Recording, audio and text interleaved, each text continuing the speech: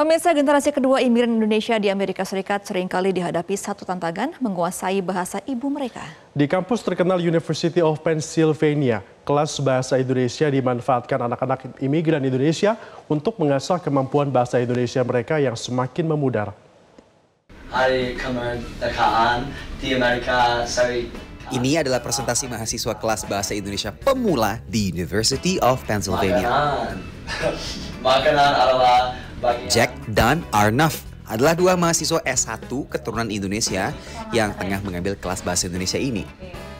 Saya berasal dari Jakarta, tapi semua keluarga on his side dari China. Chindo, yeah. Chindo. I lived in Jamaica my whole life. So, I mean, like, most of my culture is Jamaican.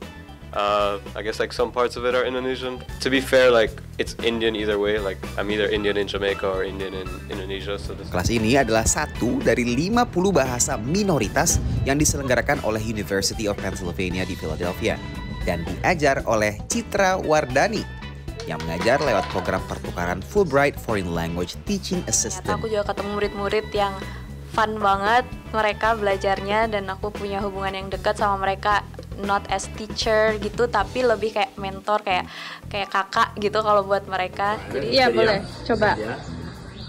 Metode yang diajarkan Citra menekankan ke pembicara sehari-hari yang dirasa akan lebih bermanfaat untuk para mahasiswa ini untuk berinteraksi dengan warga Indonesia. Like the foremost point of the class is to learn how to speak with Indonesians, not worry about formal or informal. Just like get it out there and just keep speaking the language.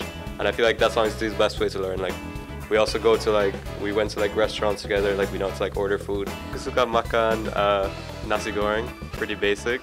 Tapi saya juga suka makan ayam gulai dan makanan Padang lain. Dari 1 sampai 10, skill bahasa Indonesia kalian berapa? 4. 4 juga. Mayoritas mahasiswa kelas bahasa Indonesia di kampus ini tumbuh dan besar dengan orang tua asal Indonesia. Namun, justru kesulitan untuk berkomunikasi aktif dalam bahasa ibu mereka. Seperti curhatan Zora dan Timothy yang masuk di kelas bahasa Indonesia tingkat lanjut yang diajarkan oleh Citra.